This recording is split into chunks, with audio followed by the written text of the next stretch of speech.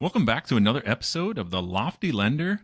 This week I've got another exciting guest. Originally from a small town in Iowa, my next guest made her way to Des Moines to pursue higher education at Drake University and Des Moines University, where she earned her master's degree in physical therapy.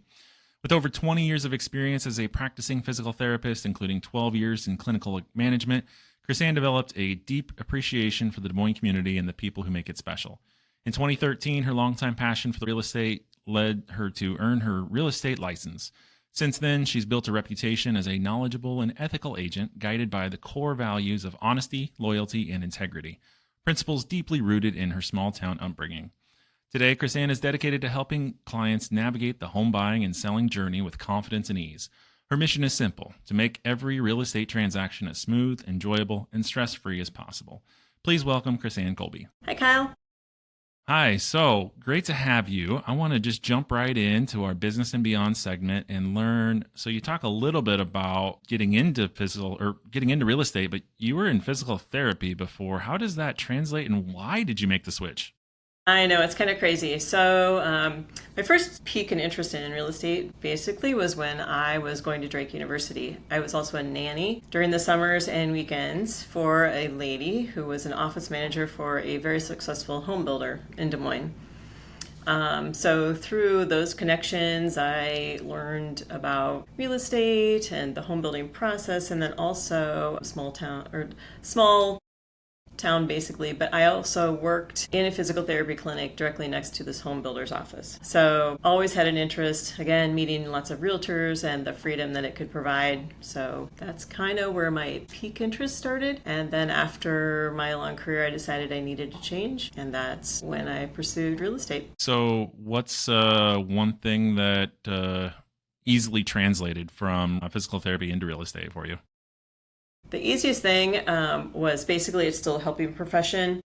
I'm a very caring individual, and I like to just take care of my people. Basically, my tagline is caring hands to move you.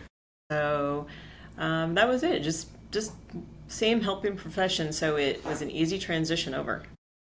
What was the hardest thing? It was a completely different world. Learning, just all of the ins and outs of real estate. It's not just about showing houses, and there's a lot of technicalities behind it. So, but it was awesome.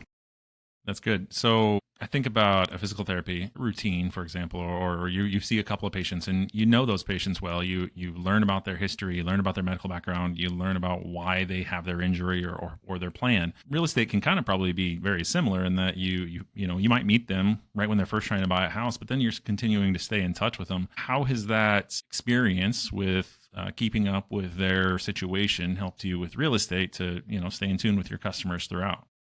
Well, absolutely. It's all about a learning process. I love to get to know my clients, so I have them fill out a sheet. What are you looking for? Why are you looking for this? Tell me a little bit about you, and if you have a family, about your family. So I want to get to know their history. And then, of course, as we're going along, if it's a buyer, you're going from house to house, and every step along the way, you're learning about them.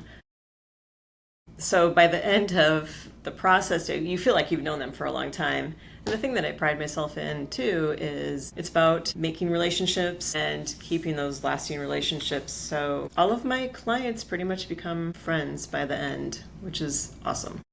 That's great. So at what point does they become too close of friends, right? I mean, everybody wants that friend discount, right? Krisanne, we're now best friends. You're gonna cut your commission for me, right?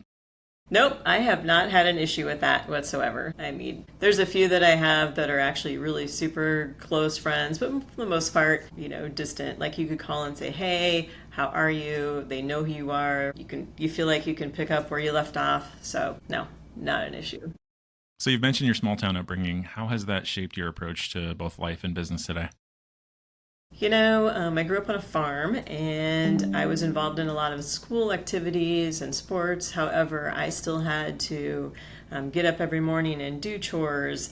And before I went to bed, I had to do chores. So my dad always instilled a really strong work ethic in me. And so that's what has carried over, into my profession. What kind of farm was it? Basically, mostly crops, but we did have some cattle and pigs. I did raise pigs and horses, showed them at the fair. And rabbits. Did you show any pigs at the fair? Because I have experience in that, and that sucks. I did show pigs at the fair. Yes, I did. And it was not my favorite thing, but, it's what you did. So, what does family life look like for you now, and how do you stay grounded with your real estate career? Well, I am single. I do not have any children. So my siblings live out of state. It's pretty simple. I do have a significant other. I always make time for me. I think that's very important. You have to. Life is short. So, yes. Are there any, going back to your parents and being on the farm and stuff, are there any family traditions or values that you carry with you into your professional life? Again, the value is just hard work, and, the caring personality. Take care of people, and they'll take care of you, hopefully. Awesome. Well, so what you take care of yourself. So what do you like to do to take care of yourself? Are you a golfer or are you a knitter? What do you do? I love to be active. So my passion is cycling and being outdoors. So as much as I can be outdoors, I am there. I love to work out, lift weights. I do golf, not as much as I would like to, but anything active, yes. Are you any good at golf? Hey, I was really good when I was playing a lot, but I'm kind of rusty now. I will tell you that being tall and golf, they just don't mix. It's so hard to have a consistent swing, let alone once or twice, let alone consistently all the time. Yeah, that's a lot of torso to move around. So living in the Des Moines area, what are some of the favorite local spots for food, fun, or fitness, like you say? Well, I'm an avid lifetime fitness guru. We have amazing bike trails, walking trails throughout. You'll find me downtown a lot. I love riding to Easter Lake. I live in Clive, so it's a nice jaunt to get to Easter Lake and back. Love the East Village. I'm also a foodie, so love trying new restaurants and bars. Yeah, you can find me out a fair amount. So do you have you tried the Bacon ride yet? I have, yes. Talk about mixing your food and your workout there. It's like what, 50 miles round trip or something, and you're just eating bacon everything? Yeah, it's about 70 miles. I think it's closer to 70 miles. And yeah, I can't say that I eat a lot of bacon along the way, but yes, there are a lot of people that do. Beer and bacon. I think I just need to get my car and just follow you guys as you go. My father-in-law does it, and there's no way I could ever bike that far. But at least you're staying fed the whole way. It's fun. You're getting to stop along the way. So you stop and have fun and talk to people and get back and then go. So it's not like it's 70 miles just nonstop. Well, I suppose you can do that, but most people don't. 70 miles just sounds insane. Whatever. Yeah. So looking ahead, what are your personal or professional goals here in the next couple of years?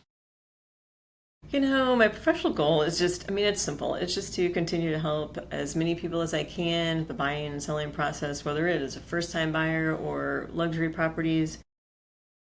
I love the education process with first-time buyers. Continue to do that as long as I can.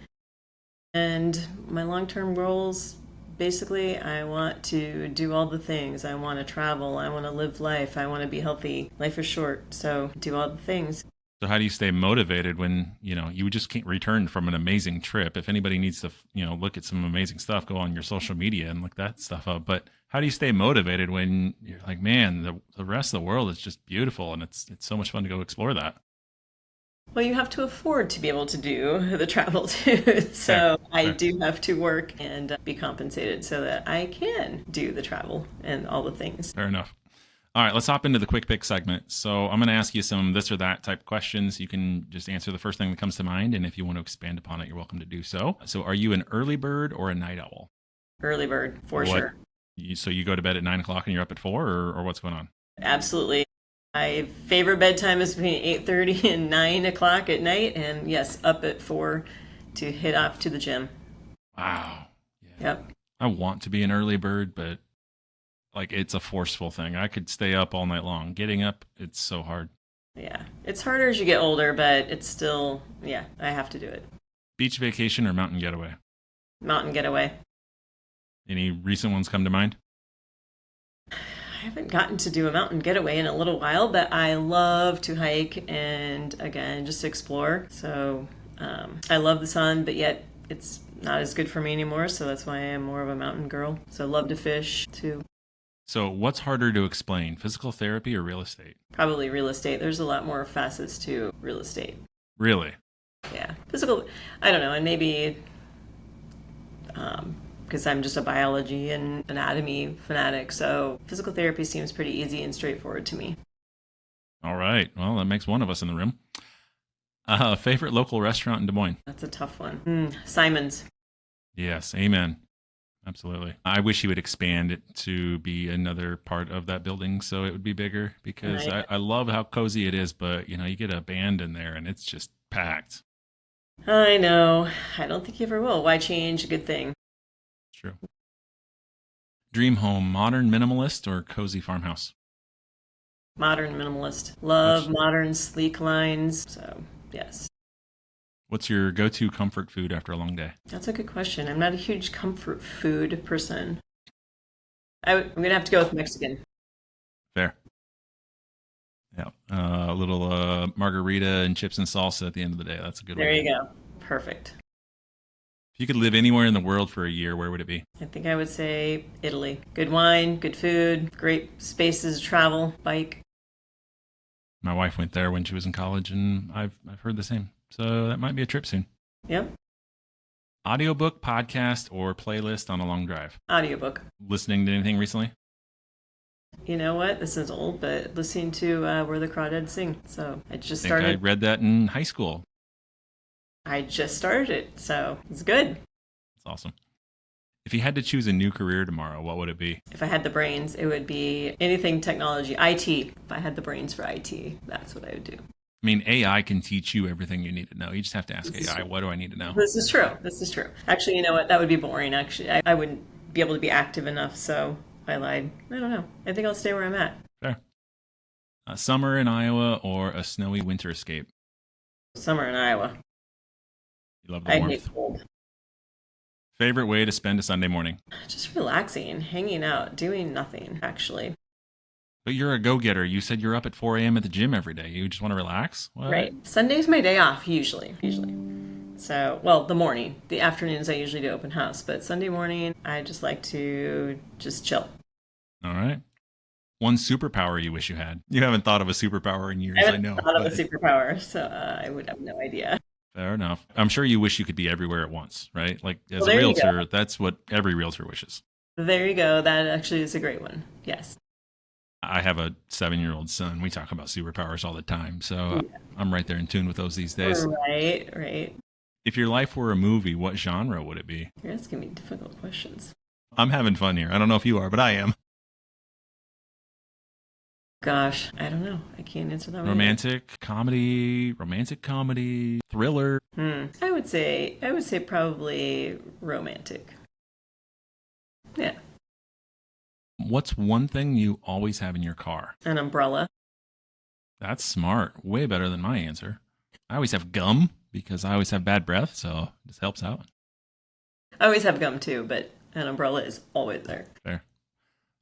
Favorite TV show to binge? I don't watch a whole lot of TV, but I love Selling Sunsets, actually.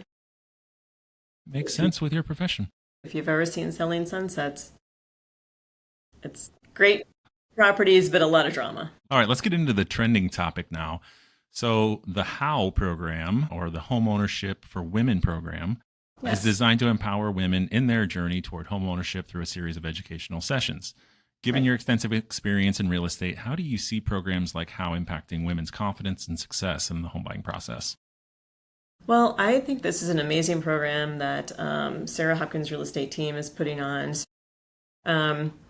I was reading some statistics, and basically the second biggest group of home buyers in 2024 was 20% single women versus 8% single men. Of course, the most popular is families. I don't know, I think that empowering women and making them feel like they know what's going on with the process and getting into home ownership is awesome. So we have a 4-week session that we'll be starting one now. First week goes through finances, and it's just telling them, what mortgages, loan options, financing is available out there. Second week is how to not buy a money pit. So knowing things to look for, like say, roofs or caving walls or whatever, just things that are not going to cost an extensive amount of money after they close on their house. A third week is contract to close. That is taking everything that happens and educating them from the time they make a purchase agreement to the time that the house closes, every step along the way, knowing the process. And at the end, protecting their investment. So, what things are great to make changes or upgrades as they go along, and how to take care of the house and keep the equity in it. So, I just think that the education process is very important for the women, and let them know that they can do this. They can do this process. And we want to make it easier for them, make them feel, again, more empowered. Yeah, I can totally piggyback on that. The number of single women that I've seen purchase homes over the last 5 or 6 years has actually been astonishing. And, I think about men, a lot of guys, if I, thought about it, if my wife left me, I probably would want to just go and live in an apartment because I wouldn't want to have to do a whole lot. And that kind of explains why men are not very predominantly doing that. Women are establishing themselves. They want to be independent. They want to go out and enjoy their home and their garden and things like that. So Right. I've absolutely seen that, and I love this program. I think it's to empower the women and help understand, learn what the process is. It's mortgage industry is predominantly men, and so as a woman, when you're trying to buy a house, you're mainly talking. If you're shopping around for different lenders, you're mainly talking to a bunch of men, and it can be overwhelming. So Right. I can totally understand that for sure. Yeah. Well, anyways, Krisanne, thank you so much for being here today. If anybody feels like they learned anything of value or would like to get to know you, how can they reach out to you? Oh, please call me 515-953-8537. You can email me at Krisanne at sarahhopkinsrealtor.com. Well, thanks again for being on the show today. It was a pleasure having you and sharing your insights and experiences with us today. We hope you enjoyed the conversation and found it valuable. Be sure to follow us on all social media platforms and subscribe to the podcast for more exciting episodes. Stay tuned and remember, stay curious, and we'll see you next week on The Lofty Lender. Thank you.